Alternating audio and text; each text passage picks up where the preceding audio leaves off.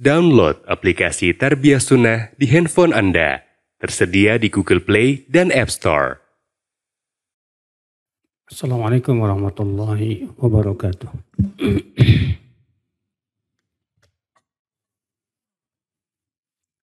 Innal hamdalillah nahmaduhu wa nasta'inuhu wa nastaghfiruh wa na'udzu billahi min shururi anfusina wa min sayyiati a'malina. Man yahdihillahu fala mudilla lahu wa man yudlil fala hadiya lahu. Wa asyhadu an la ilaha illallah wahdahu la syarika lah. Wa asyhadu anna Muhammadan abduhu wa rasuluh. Qala Allah Ta'ala fi kitabihil karim, ya ayyuhallazina amanu taqullaha haqqa tuqatih wa la tamutunna illa wa antum muslimun, amma ba'd. Ini ikhwah, kita lanjutkan kajian kita kitab Mujmal Usul Ahli Sunnah wal Jamaah fil Aqidah. Kita masuk dari poin kedua dari bab yang ketiga. Beliau berkata, sarfu syai'in min anwa'il ibadati kad-du'ai wal istighatsati wal isti'anati wan nadhri wal dhabhi wat tawakkuli wal khawfi wal raja'i wal hubbi wa nahwiha li ghairillahi ta'ala syirkun. Ayyan kana al-maqsudu bidzalik malakan muqarraban aw nabiyyan mursalan aw 'abdan salihan aw ghairahum. Memalingkan sesuatu dari ibadah, memalingkan sesuatu dari macam-macam ibadah. Seperti apa? Doa, istighotsah, isti'anah. Apa bedanya istighotsah sama isti'anah, Mas? Istighotsah itu meminta bantuan dalam keadaan genting, ya. Sedangkan isti'anah mutlak meminta bantuan. Dan nazar dan menyembelih, tawakal, takut, berharap, cinta, dan sebagainya kepada selain Allah Ta'ala adalah syirik. Siapapun yang dituju selain Allah itu, baik ia adalah malaikat yang didekatkan, atau nabi yang diutus, atau hamba yang saleh, ataupun yang lainnya.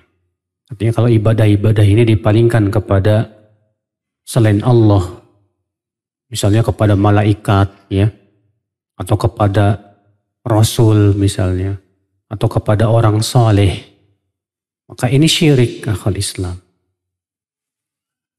Di sini beliau, akhwal Islam, saudaraku seiman, menyebutkan tentang salah satu makna syirik.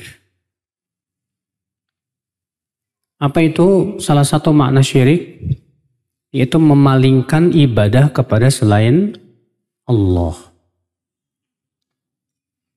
Apa itu ibadah, Mas? Ibadah secara bahasa dari kata abada ya'budu. Kata para ulama, ibadah secara bahasa itu dari kata, ya, abada ya'budu, yang artinya at-tadallul wal khudu' ma'al mahabbah.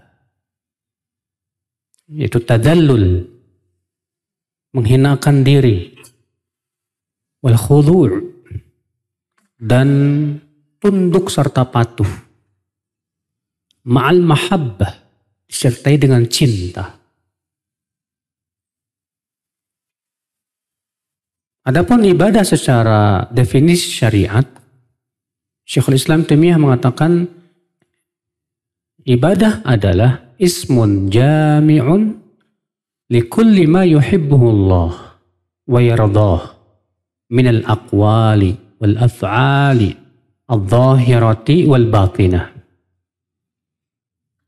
Ibadah adalah nama yang mencakup semua yang Allah cintai dan ridhai. Nama yang mencakup semua yang Allah cintai dan ridhai. Berupa apa? Ucapan dan perbuatan.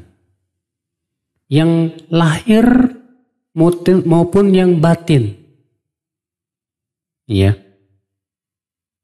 Dan ini ibadah, saudaraku sekalian. Nah, ibadah akhul Islam apabila dipalingkan kepada selain Allah, apakah mutlak menjadi syirik? Ibadah apabila dipalingkan kepada selain Allah, apakah mutlak menjadi syirik? Jawab, kita melihat jenis ibadahnya. Kalau itu ibadah yang memang hanya untuk Allah saja. Dalam artian, ya, seperti sholat. Sholat hanya untuk siapa? Allah.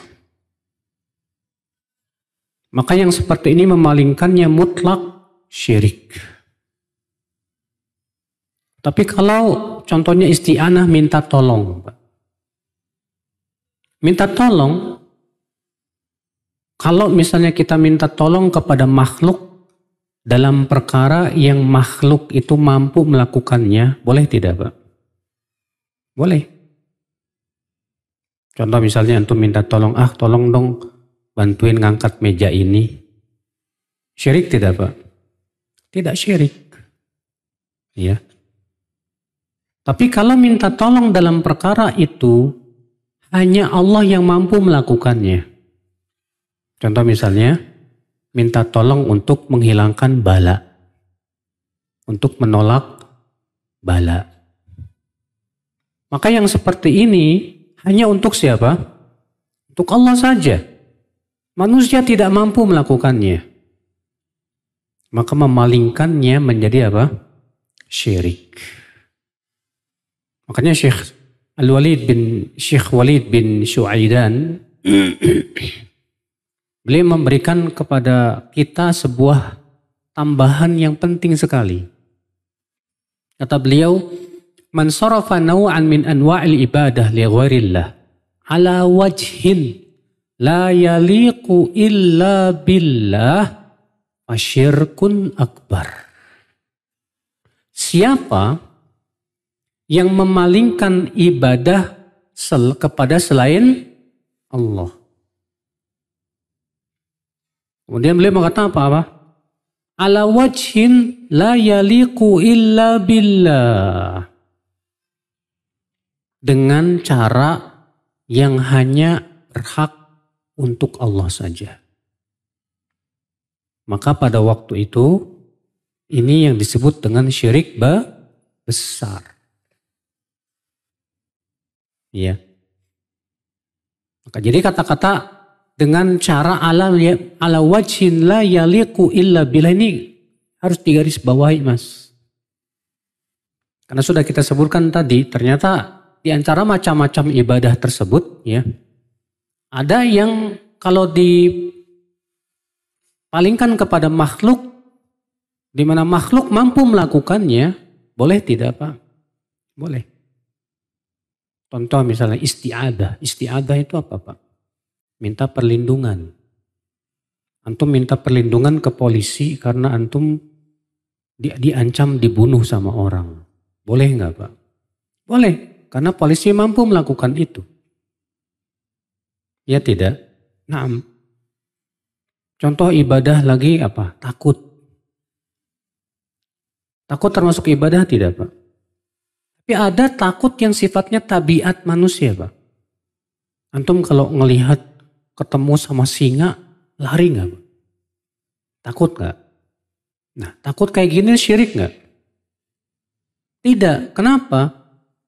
Karena ini adalah tabiat manusia. Tapi kalau takutnya yang bersifat sir, di mana dengan keyakinan bahwa sesuatu itu bisa memberikan mudarat kepada kita. Contoh misalnya antum takut sama kedebong mayat. Tahu kan kedebong mayat? Kan mayat terkadang suka dimandiin di atas kedebong gitu kan. Terus ngelewatinnya, takut. Ya, padahal cuma kedebong, tidak bisa memberikan manfaat dan apa? Mudarat.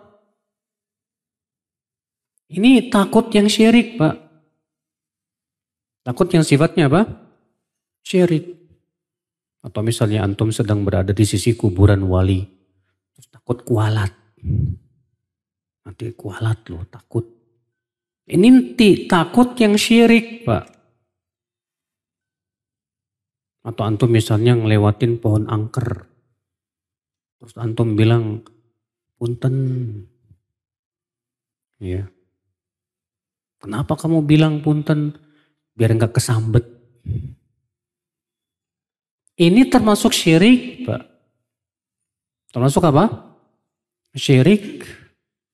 Karena meyakini sesuatu selain Allah ini bisa memberikan mudarat tanpa izin Allah Subhanahu wa ta'ala. Nah, ini akhwal Islam, saudaraku seiman. Oleh karena itulah, ya, ini penting untuk kita pahami ya, tentang jenis ibadah yang kalau dipalingkan kepada selain Allah itu bisa menjadi apa? Syirik.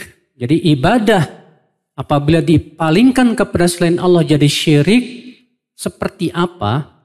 Itu dalam perkara yang memang itu khusus untuk Allah saja, tidak untuk yang lainnya. Di mana itu adalah perkara yang memang yang mampu hanya melakukannya Allah saja.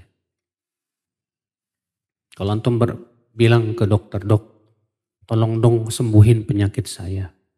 Boleh nggak? Hah? Boleh nggak?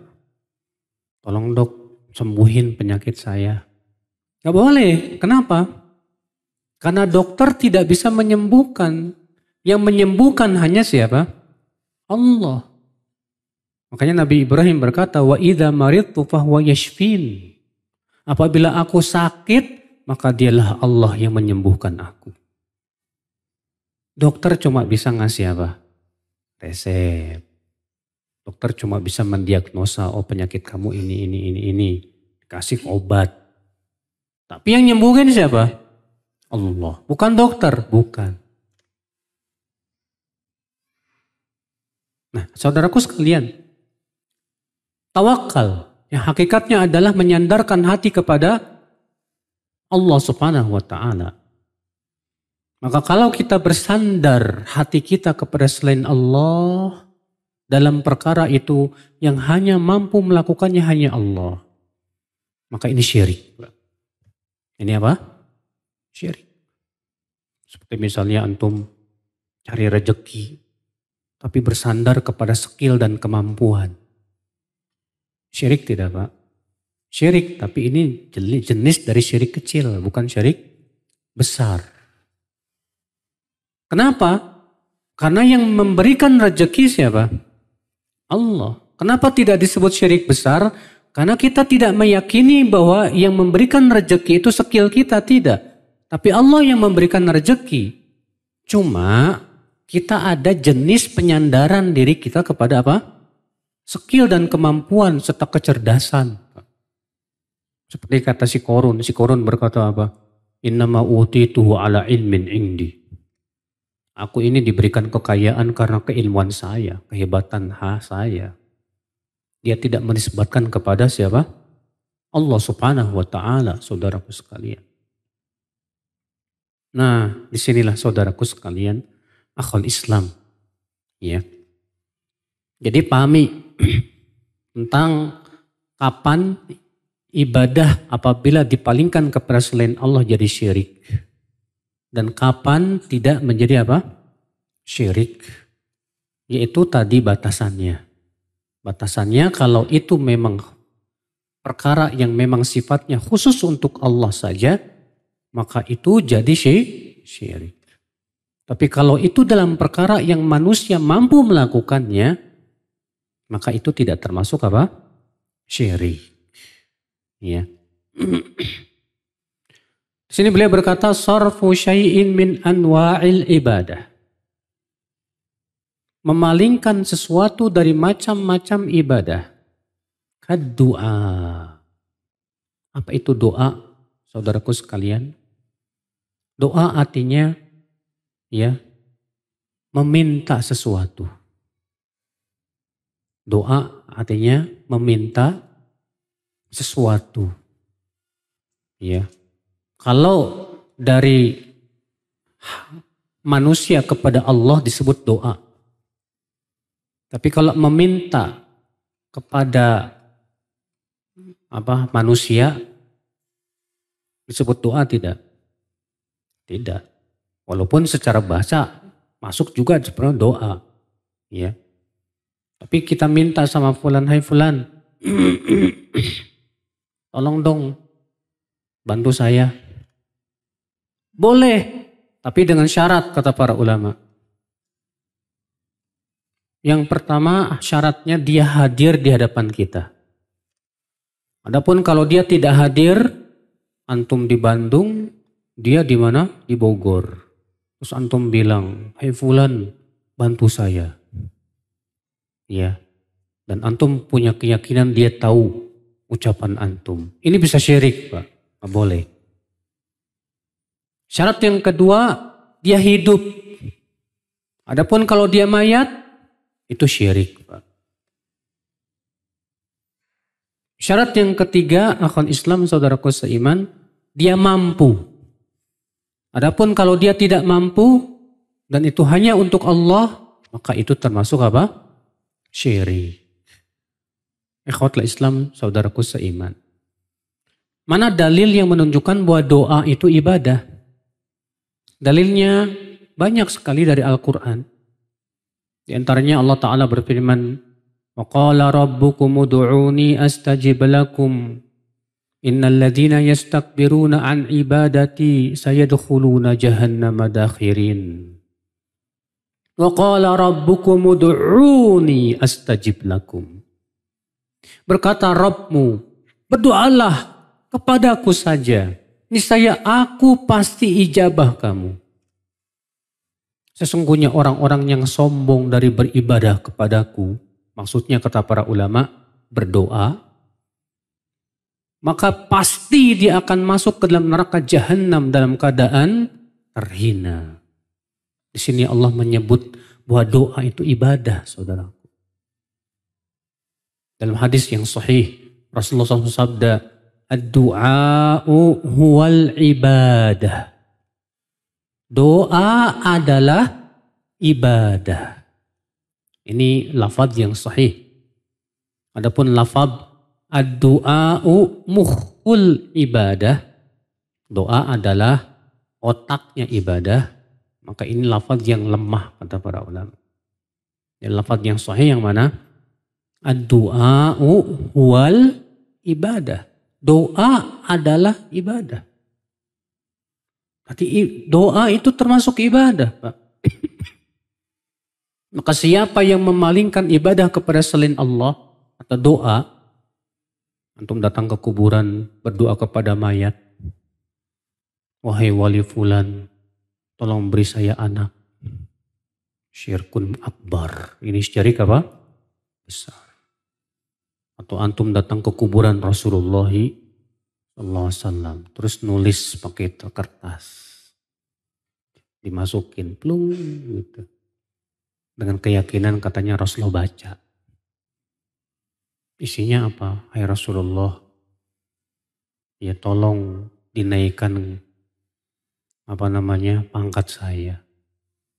Hai Rasulullah, tolong saya dikasih jodoh.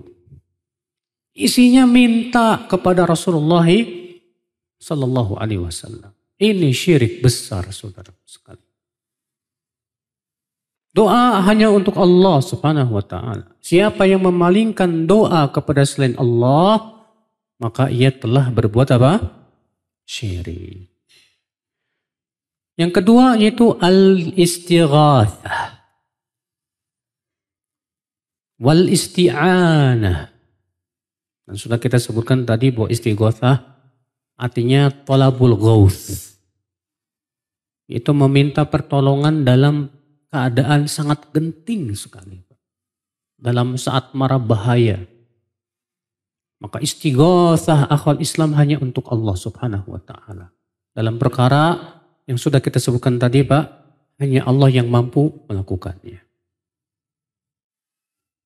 Contoh misalnya kalau antum ya istighatsah kepada selain Allah Subhanahu wa taala dalam perkara yang sifatnya hanya Allah yang mampu saja. Maka yang seperti ini jelas syirik besar. Bukan syirik kecil, bukan, Pak. Itu syirik besar, Pak. Dan syirik besar itu membatalkan seluruh amal, Pak. Dan kalau pelakunya mati di atas syirik besar, Pak, itu bisa kekal di dalam api neraka selama-lamanya. Iya. Tapi ingat ya, ini namanya hukum terhadap perbuatan, Pak. Adapun hukum terhadap individunya, kalau misalnya ada individunya jatuh kepada syirik, apakah langsung kita kafirkan? Tentu tidak. Harus ditegakkan dulu apa? Hujjah, dijelaskan dulu. Kalau dia sudah paham, tahu itu syirik, tapi tetap saja dilakukan. Nah ini Pak, bisa mengeluarkan pelakunya dari apa? Islam. Tapi kalau dia tidak tahu, pas antum kasih tahu, kamu tahu nggak? Oh itu termasuk syirik besar. Oh masa sih? Iya baru tahu saya. Saya nggak tahu demi Allah. Yang seperti ini boleh nggak dikafirin, Mbak? Nggak boleh. Kenapa? Karena ada penghalangnya. Apa penghalangnya? Dia jahil. Dia nggak tahu. Iya. Contoh lagi nadar. Apa sih nadar itu, Pak? Nadar itu artinya mewajibkan diri kita sesuatu yang Allah tidak wajibkan. Contoh misalnya kalau antum berkata begini, kalau saya sembuh, saya mau sedekah 1 juta. Maka ini nadar. Ini apa? Nadar. Ya. Dan nadar akal Islam hanya untuk Allah, tidak untuk selain Allah. Maka siapa yang bernadar untuk wali fulan yang sudah meninggal dunia, ini syirik. Nadar untuk kuburan, ini syirkun akbar. Ini syirik apa? Besar. Ya. Mana dalilnya bahwa nadar itu ibadah? Itu firman Allah dalam surat Al-Insan. Yufuna bin nadri wa yakhafuna yawman kana syarruhu mustatira. Mereka melaksanakan nadar. Di situ Allah menyifati tentang orang-orang yang dicintai oleh Allah. Hamba-hamba ya, yang dirahmati oleh Allah, di antaranya yaitu mereka melaksanakan nadar mereka. Namun kata para ulama, Pak, syarat nadar itu adalah dalam perkara yang bukan maksiat. Adapun kalau nadarnya nadar maksiat, maka haram kita untuk melaksanakannya. Contoh misalnya antum berkata, kalau saya selamat nanti saya mau berzina. Maka pada waktu itu tidak boleh melaksanakan nadar yang sifatnya apa? Maksiat.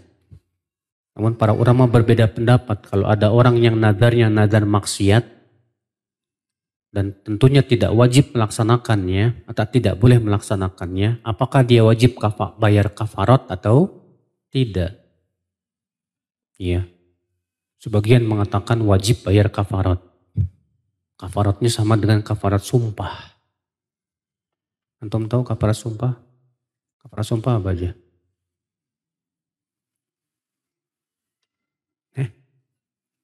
Kafarat sumpah apa?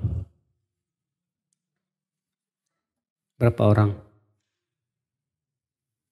Lupa. Apa? 30? Banyak amat. Ada yang tahu? 10, Masya Allah. Kafarat sumpah itu adalah memberi makan fakir miskin 10 orang. Atau memberi pakaian kepada 10 fakir miskin. Kalau ini tidak mampu, maka puasa berapa hari? 40 hari. Lama amat. Siapa yang tahu? 3 hari. Betul. Masya Allah. Nah ini Pak, ingat nih, kafarat sumpah Pak. Dan kafarat sumpah itu masuk padanya orang yang bersumpah. Kalau antum bersumpah, demi Allah, besok saya mau pergi ke Jakarta. Tahu-tahu nggak jadi ke Jakarta, wajib bayar kafarat sumpah. Kenapa? Karena masalahnya antum sudah bersumpah demi Allah. Kemudian antum tidak melaksanakan sumpah antum, maka pada waktu itu antum wajib bayar kafarat. Ya. Ikhwatul Islam, saudaraku seiman. Kemudian adzabah, menyembelih. Menyembelih hewan maksudnya, Pak. Dan menyembelih harus karena Allah dan menyebut nama Allah. Siapa yang menyembelih dengan menyebut nama selain Allah, maka ini syirik. Dan sembelihannya tidak sah. Alias bangkai, Pak. Dan siapa yang menyembelih dengan nama Allah, bismillah. Tapi tujuannya untuk selain Allah. Seperti misalnya ada orang yang nyembelih kerbau. Tujuannya untuk dipersembahkan kepada gunung. Atau dipersembahkan kepada apa? Laut. Ya. Walaupun nyembelihnya pakai bismillah, bismillah. Tapi tujuannya untuk kepada selain Allah tetap syirik. Termasuk syirik besar ya akal Islam. Mana dalilnya? Itu surat Al-An'am, Allah berfirman, "Qul inna salati wa nusuki wa mahyaya wa mamati lillahi rabbil alamin." Katakan sesungguhnya salatku, nusukku. Apa makna nusuk? Ya, sebagian ulama menafsirkan makna nusuk artinya dzabihah, sembelihanku. Sesungguhnya salatku, sembelihanku, hidupku dan matiku hanya untuk Allah Subhanahu wa taala saja. Imam Muslim meriwayatkan dalam sahihnya bahwa Rasulullah SAW bersabda, "La'anallah man dhabaha li ghairillah." Semoga Allah melaknat, kata Rasulullah, orang yang menyembelih untuk selain Allah. Maka orang yang menyembelih untuk sedekah bumi, berarti dia sudah menyembelih untuk selain Allah. Orang yang menyembelih untuk sesajen, berarti dia sudah menyembelih untuk selain Allah. Ini orang terkena laknat, Pak. Selain syirik terkena laknat pelakunya. Ya. Masallallahu salamata wal afiyah. Kemudian tawakal. Di antara macam ibadah kata beliau, tawakal. Para ulama menyebutkan tawakal itu ada 2 syarat, 2 rukun. Rukun yang pertama, i'timadul qalbi ala Allah. Menyandarkan hati kita hanya kepada Allah saja. Rukun yang kedua, usaha. Maka siapa yang hatinya bersandar kepada Allah, tapi nggak mau usaha, tawakal bukan? Bukan tawakal, Pak. Itu namanya malas. Saya sih tawakal aja deh.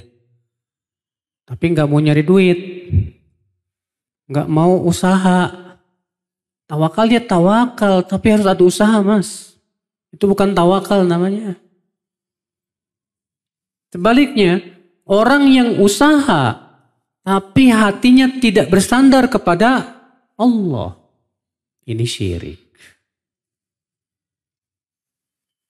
Disebut tawakal apabila memenuhi 2 rukun tadi. Hati kita hanya bersandar kepada Allah. Dan kita pun usaha akhwal Islam, saudaraku seiman. Baru itu disebut dengan apa? Tawakal. Iya. Kemudian ibadah selanjutnya al-khawf, takut. Yang sudah kita jelaskan tadi Pak, bahwa takut ada yang sifatnya tabiat manusia. Maka takut jenis seperti ini tidak termasuk syirik. Seperti takut kepada kegelapan. Antum kalau pergi ke kebun gelap-gelap takut. Takut sama yang gelap-gelap nggak masalah. Takut sama yang serem-serem nggak masalah. Takut sama binatang buas. Seperti ini tidak termasuk apa?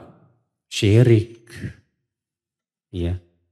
Takut seperti ini tidak termasuk apa? Syirik. Tapi ada takut yang masuk dalam syirik.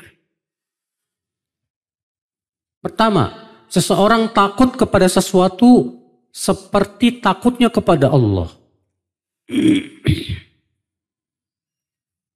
Takut kepada sesuatu seperti takutnya kepada siapa? Allah. Maka semua ulama mengatakan termasuk syirik besar. Syirik apa? Besar. Yang kedua, takut kepada sesuatu untuk memberikan mudarat kepada dirinya tanpa izin Allah. Ini pun termasuk syirik besar, Mas.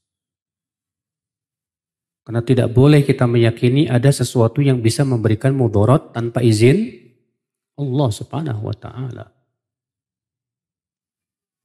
Yang ketiga, takut kalau kita selalu ketakutan terkena musibah. Kata para ulama, selalu ketakutan terkena musibah, ini pun juga salah satu jenis kurangnya tawakal kepada Allah. Dan termasuk suudzon kepada Allah. Sebab orang yang bertawakal kepada Allah, tawakal itu harusnya menimbulkan ketenangan di hati. Ketentraman di hati. Di antaranya juga Pak, takut nggak dapat rezeki. Contoh misalnya antum tahu pekerjaan antum haram. Kemudian antum mau keluar takut. Wah kalau saya keluar nanti saya ngasih makan anak istri saya pakai apa? Akhirnya gara-gara ketakutan antum gak berani keluar. Padahal udah tahu itu haram. Maka yang seperti ini kata Syekh Shalih Fauzan termasuk syirik kecil. Termasuk apa? Syirik kecil saudaraku sekalian. Ya. Nah ini akal Islam. Rahimani wa rahimakumullah jami'an. Kemudian roja. Di antara macam ibadah itu roja, berharap. Berharap apabila dalam perkara yang hanya milik Allah saja. Seperti mengharapkan rahmat, mengharapkan ridho Allah, mengharapkan surga Allah. Ini hanya untuk kepada Allah Subhanahu wa taala. Tapi kalau kepada manusia, dalam perkara yang manusia bisa melakukannya, berharap seperti ini tidak termasuk apa? Syirik. Contoh misalnya, antum berkata sama teman, saya sangat berharap antum ikut ya besok. Syirik bukan? Bukan. Kenapa? Karena ini dalam perkara yang bukan kekhususan Allah. Ya.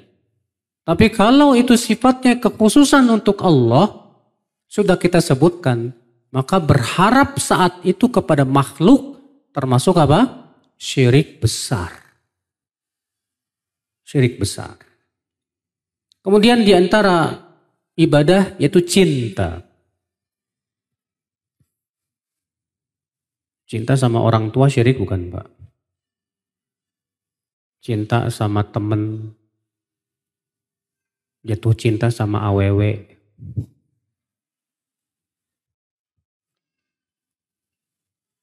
Sekarang saya cinta sama Allah, iya. Tapi saya juga cinta sama orang tua. Apakah berarti kita mempersekutukan Allah? Kita lihat cintanya kamu sama orang tua dengan cintanya kamu sama Allah sama enggak? Kalau kamu bilang sama, wah ini syirik ini Pak. Berarti kamu sudah menjadikan tandingan selain Allah. Makanya Allah berfirman dalam surat Al-Baqarah ayat 145. Wa minan nasi man yattakhidhu min dunillahi andada yuhibbunahum kahubbillah. Di antara manusia ada yang menjadikan tandingan-tandingan selain Allah. Mereka mencintai tandingan itu seperti mencintai Allah. Maka kalau cinta kita kepada makhluk seperti cinta kita kepada Allah, ini syirik besar. Ya. Tapi kalau kamu cinta sama orang tua kamu, ya tentunya tidak seperti cinta kita kepada Allah. Seperti ini silahkan saja Bapak sekalian. Iya. Nah ini akal Islam. Allahu a'lam, sudah masuk Isya. Baik, nah. Kita lanjutkan setelah Isya. Biidznillah. Billahi taufik. Assalamualaikum warahmatullahi wabarakatuh. Alhamdulillah. Wassalatu wassalamu ala rasulillah. Wa ala alihi wa sahbihi wa man walah. Wa asyhadu an la ilaha illallah wahdahu la syarika lah. Wa asyhadu anna Muhammadan abduhu wa rasuluh.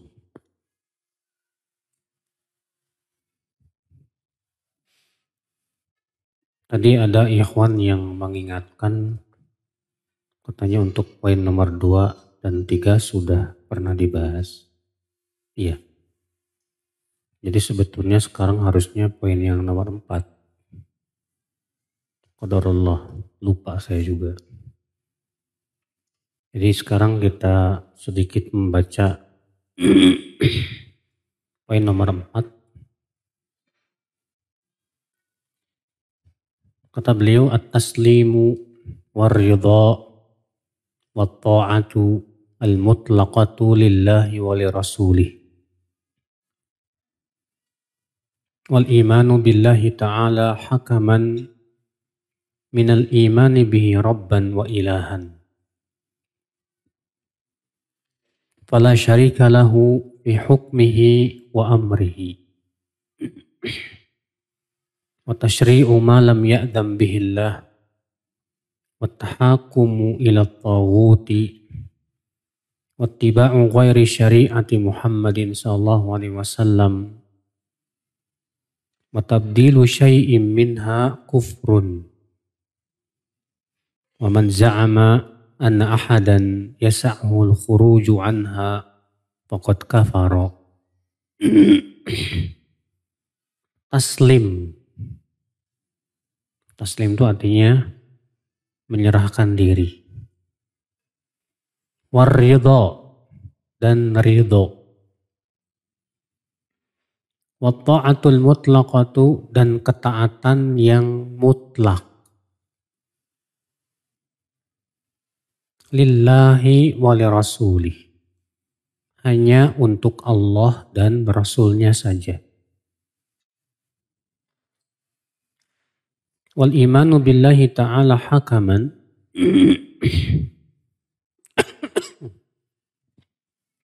Dan beriman kepada Allah Ta'ala sebagai hakim. Hakim itu artinya yang membuat hukum syariat. Minal imani bihi rabban wa ilahan. Termasuk beriman kepada Allah baik rububiyah maupun uluhiyah. Fala syarika lahu fi hukmihi wa amrih. Maka tidak ada sekutu bagi Allah dalam hukumnya dan perintahnya. Wa tashri'u ma lam ya'dzam bihillah, dan membuat syariat apa-apa yang Allah tidak izinkan. Wa tahakumu ila taghut, dan berhukum kepada taghut. Ya, siapa taghut? Semua yang disembah selain Allah, ya baik ia yang diibadahi maupun yang ditaati. Wattiba'u ghairi syariati Muhammadin SAW, dan mengikuti selain syariat Nabi Muhammad sallallahu alaihi wasallam. Wa tabdilu syai'in minha, dan mengganti sesuatu darinya, kufrun, termasuk kekafiran, kekufuran, ya. Wa man za'ama, dan siapa yang meyakini bahwasanya ada seseorang boleh keluar dari syariat Allah, maka ia telah kafir. Sini beliau pertama menyebutkan tentang kewajiban taslim. Apa itu taslim? Sudah kita sebutkan tadi, taslim itu artinya menyerahkan diri. Demikian pula ridho. Demikian pula ketaatan yang bersifat mutlak. Karena taat itu, ketaatan itu ada yang mutlak, ada yang tidak mutlak. Kalau mutlak itu hanya untuk Allah dan Rasulnya. Adapun kepada selain Allah dan Rasulnya, seperti kepada pemimpin, maka ini tidak mutlak. Maksudnya tidak mutlak bagaimana? Itu harus mengikuti ketaatan kepada Allah dan Rasulnya. Iya. Kalau misalnya pemimpin menyuruh kita kepada maksiat, boleh nggak ditaati, Pak? Nggak boleh. Kalau pemimpin nyuruh antum korupsi, boleh taati? Kalau pemimpin nyuruh antum makan riba, boleh taati? Kalau pemimpin nyuruh antum bikin laporan yang tidak sesuai dengan kenyataan, ya, boleh tidak, Pak? Nggak boleh. Kenapa? Itu semua termasuk maksiat. Beliau mengingatkan di sini, penting sekali kita untuk taslim, ridho dan taat yang mutlak kepada Allah dan Rasul. Karena wajib kita yakini, Pak, kita semua ini hamba Allah. Wajib kita yakini kita semua ini makhluk Allah yang Allah ciptakan. Wajib kita yakini bahwa yang memberikan rezeki kepada kita siapa? Allah. Langit dan bumi milik siapa? Milik Allah. Karena Allah pencipta kita dan kita adalah hamba-hambanya. Tentu kewajiban hamba adalah wajib untuk tunduk dan patuh kepada aturan-aturannya. Kita yakin Allah itu, Pak, di antara namanya adalah Al-Malik. Al-Malik. Apa artinya Al-Malik gitu, Pak? Raja. Yang namanya raja punya perintah, punya larangan nggak, Pak? Pasti. Kalau raja tidak bisa memerintah, raja tidak bisa melarang, percuma jadi raja. Itu cuma boneka. Raja yang hakiki, dia punya perintah, dia punya larangan. Yang namanya raja punya aturan nggak, Pak? Punya aturan. Sekarang raja-raja di dunia saja Pak, raja-raja di dunia punya aturan nggak Pak? Yang harus ditaati oleh rakyat. Punya. Dan raja itu punya sanksi nggak Pak? Siapa yang tidak mengikuti aturan, dia berhak untuk disanksi. Itu sifat raja, pemimpin. Yang namanya raja pasti punya aturan, punya perintah, punya larangan. Demikian pula raja punya sanksi yang akan diberikan bagi mereka yang tidak mau taat. Allah pencipta langit dan bumi, Allah rajanya dia raja. Maka Allah punya aturan yang harus ditaati, Pak. Allah punya perintah dan punya larangan, Pak. Allah menyediakan surga bagi orang yang taat, Pak. Dan menyediakan neraka bagi orang yang maksiat. Maka kita sebagai hamba Allah dan milik Allah, wajib kita untuk ridho dengan semua ketentuan Allah Subhanahu wa Ta'ala. Wajib kita yakini bahwa perintah dan larangan Allah serta aturan-aturan Allah pasti itu yang paling maslahat. Karena Allah yang paling tahu tentang ciptaannya, saudaraku. Maka dari itulah ya akhwal Islam, kita hidup di bumi Allah. Di bumi siapa? Di bumi yang kita pijak milik siapa, Mas? Milik Allah, Pak. Kita hidup di bumi Allah. Karena ini bumi milik Allah, berarti kita harus ngikutin aturan Allah. Kayak antum misalnya, tinggal di rumah orang.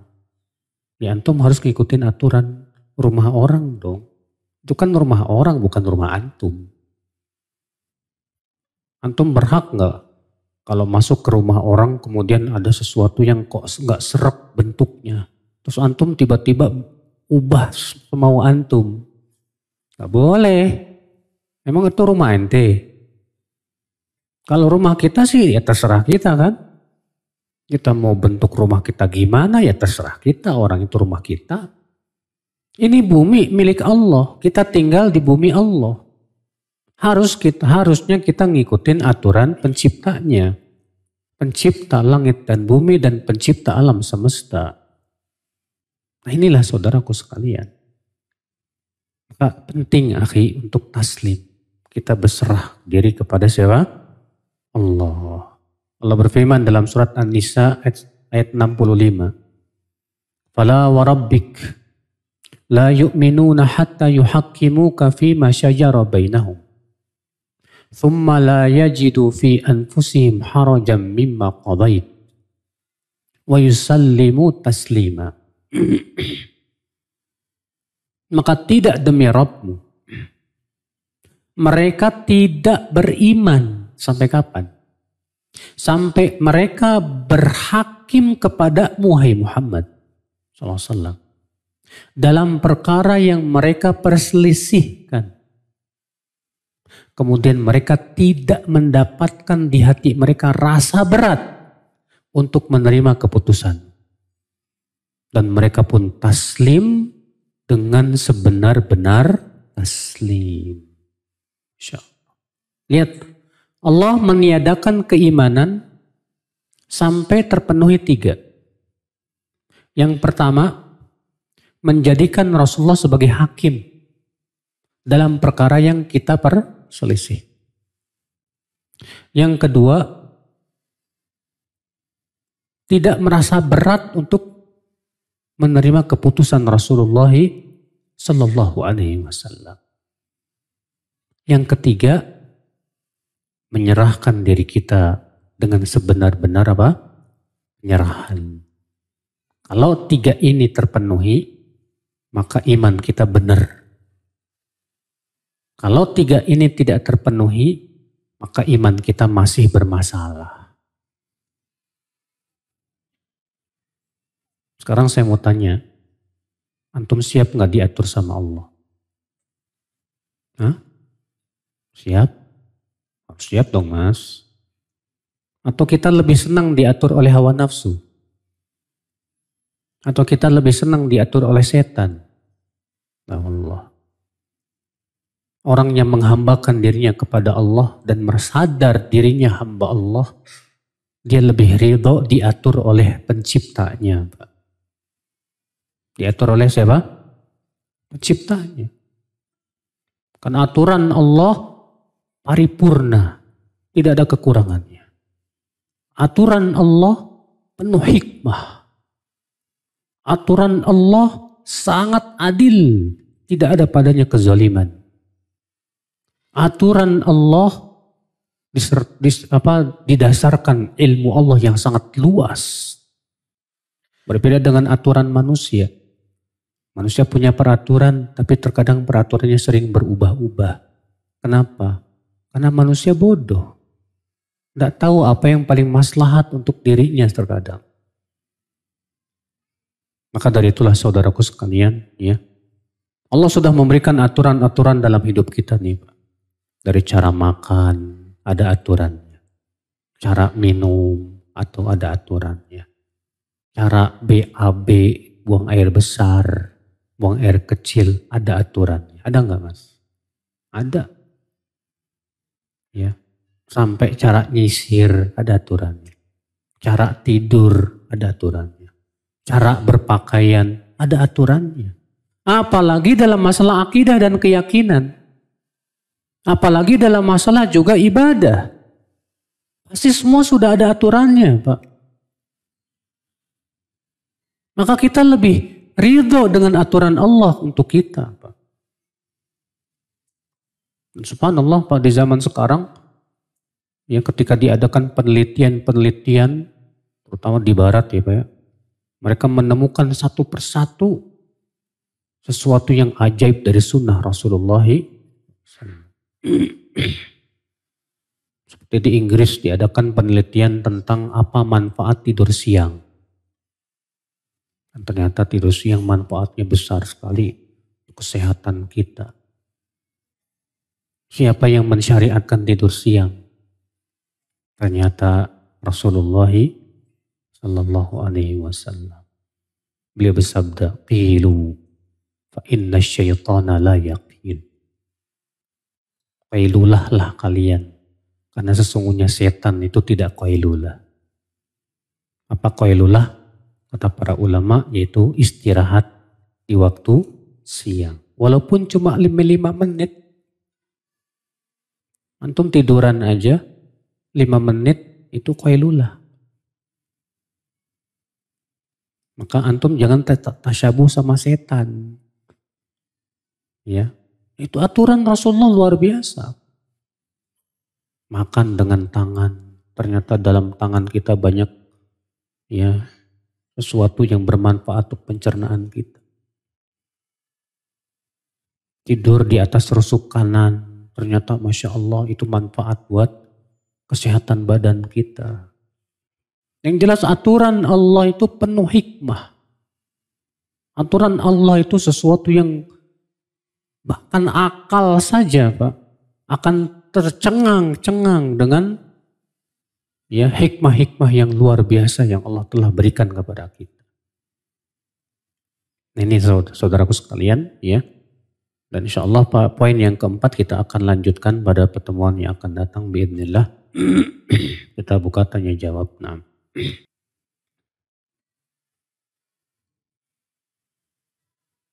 Apakah menjadi syirik apabila orang lebih percaya kalau hidupnya sehat, sukses, kaya dan lain-lain disebabkan oleh amalan-amalan seperti baca Quran, ya, bukan karena izin dari Allah. Ini termasuk syirik, Mas. Karena tidak mungkin amalan itu berpengaruh kecuali dengan izin Allah. Kalau meyakini sesuatu itu berpengaruh tanpa izin Allah, jelas syirik. Ya, semua dengan izin Allah Subhanahu wa taala. Antum baca istighfar ribuan kali tapi kalau Allah belum izinkan dapat rezeki, tetap aja. Walaupun memang betul banyak istighfar itu membuka pintu rezeki, tapi tetap berhubungan dengan izin siapa? Dengan izin Allah Subhanahu wa taala.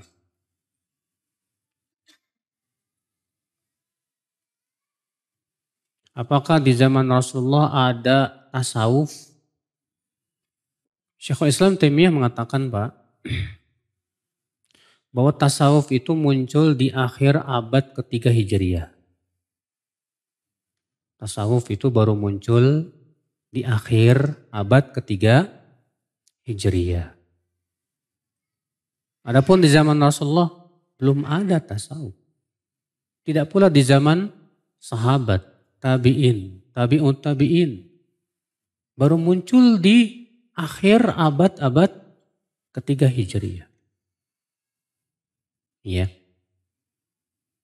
Siapapun yang mempelajari tentang hakikat tasawuf, akan ia dapati ajaran tasawuf itu tidak sesuai dengan ajaran Rasulullah SAW. Antum silahkan baca buku Darah Hitam Tasawuf dan Sejarah Hitam Tasawuf yang ditulis oleh Dr. Fadl Ilahi. Ya.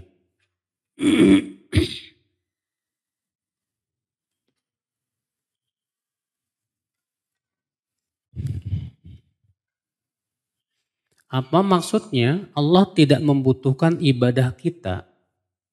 Sementara kita diperintahkan oleh Allah untuk beribadah. Allah memerintahkan kita untuk ibadah karena ibadah itu untuk maslahat kita, bukan untuk keuntungan Allah. Kenapa?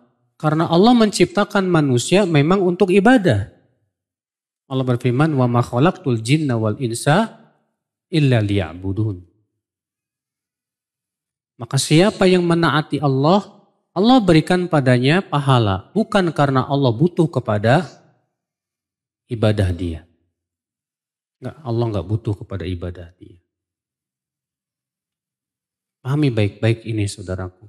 Makanya Allah berfirman, "In ahsantum li anfusikum wa in asatum falaha."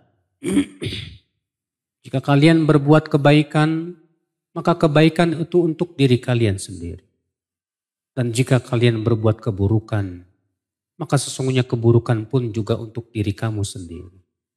Allah tidak diuntungkan dengan ketaatan kita. Dan tidak dirugikan dengan apa? Kemaksiatan kita. Ya.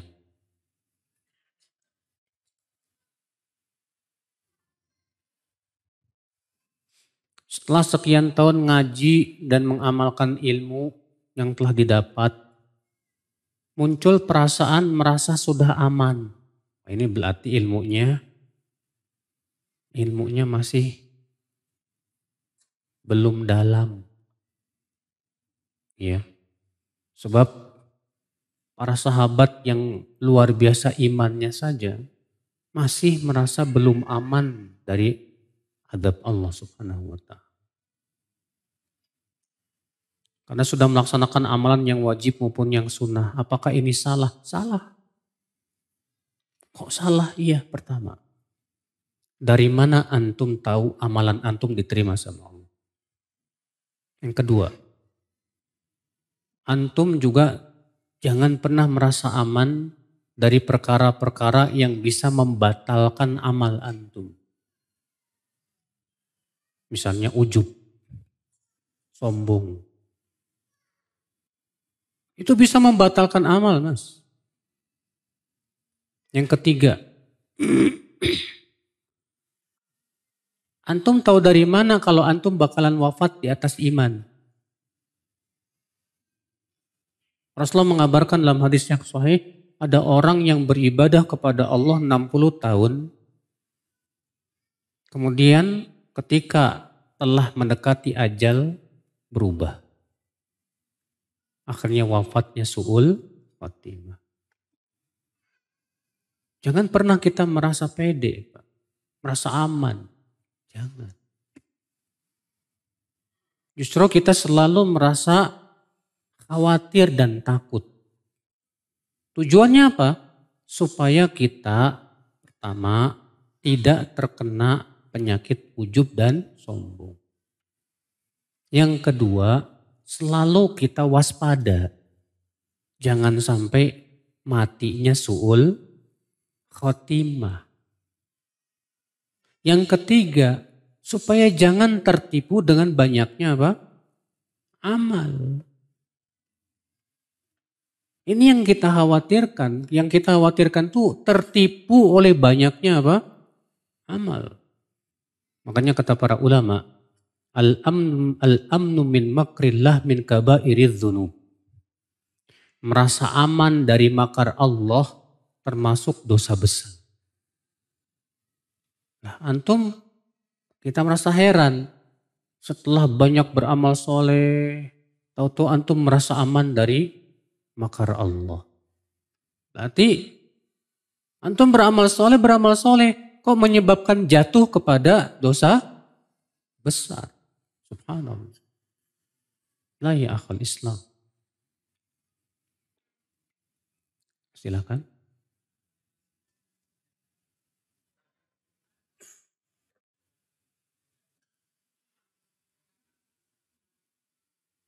Keamanan di mana, Pak? Merasa amannya di mana? Enggak, merasa amannya di mana? Mereka mendapatkan keamanan. Oke, keamanan di mana? Iya. Alladzina amanu wa lam yalbisu imanahum bidzulmin ulaika lahumul amnu wa hum muhtadun.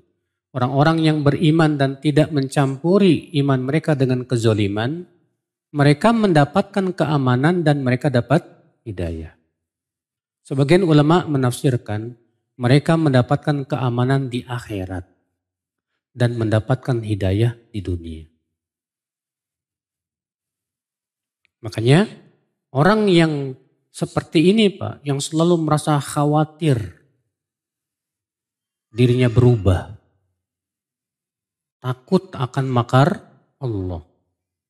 Ketika dia meninggal, saat mau meninggalnya sudah diberikan kabar gembira oleh malaikat. Apa kata malaikat? Alla takhafu wa la tahzanu. Jangan takut, jangan bersedih. Bergembiralah dengan surga yang sudah dijanjikan buat kamu. Di hari kiamat saat orang-orang ketakutan, dia merasa aman.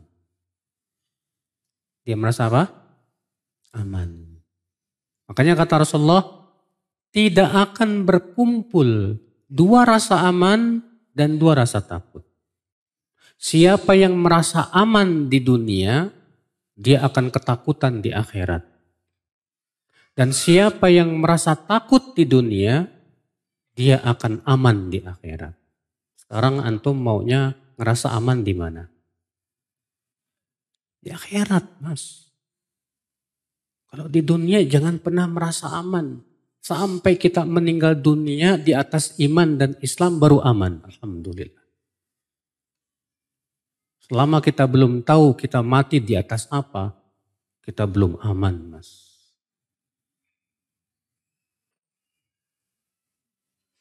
Bagaimana orang yang mengatakan bahwa alam ini tercipta karena adanya nur Nabi Muhammad?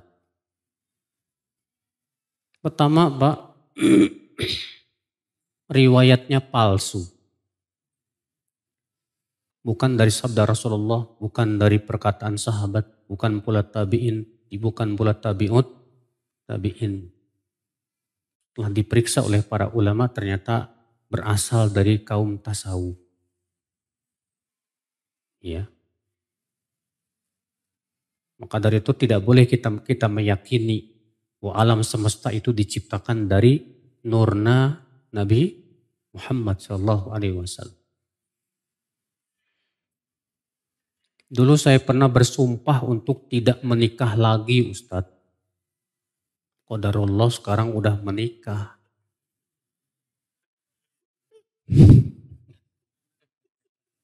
Gimana cara taubatnya? Bayar kafarat sumpah itu. Masalahnya kamu sudah bersumpah dan kamu sudah melanggar sumpah.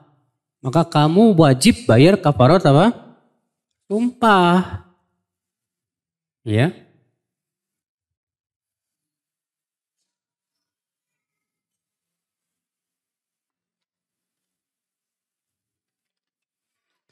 Saya bekerja di instansi pemerintah, terkadang kami menerima tamu dari instansi pemerintah lainnya yang bertujuan studi banding dengan sistem kerja di kantor kami.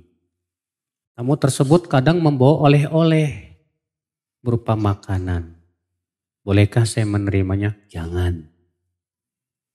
Itu termasuk hadayal ummal yang dilarang oleh Rasulullah Shallallahu Alaihi Wasallam.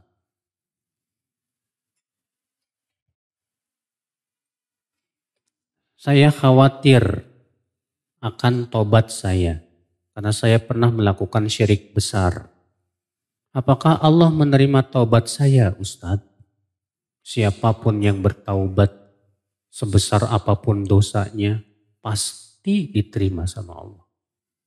Tidak ada ayatnya yang mengatakan Allah tidak menerima taubat. Tidak ada.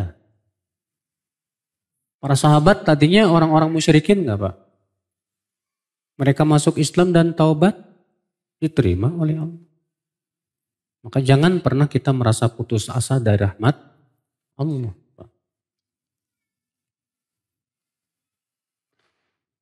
Saya dulu pernah bekerja di salah satu toko elektronik dan saya pernah mengambil barang milik orang yang belanja ke toko. Barang itu masih ada sama saya. Bagaimana saya mengembalikan barangnya itu sedangkan saya tidak tahu di mana pemilik barang itu. Apakah saya sedekahkan? Ya. Kalau antum sudah berusaha untuk nyari dulu nggak ketemu, ya udah sedekahkan atas nama dia. Ya.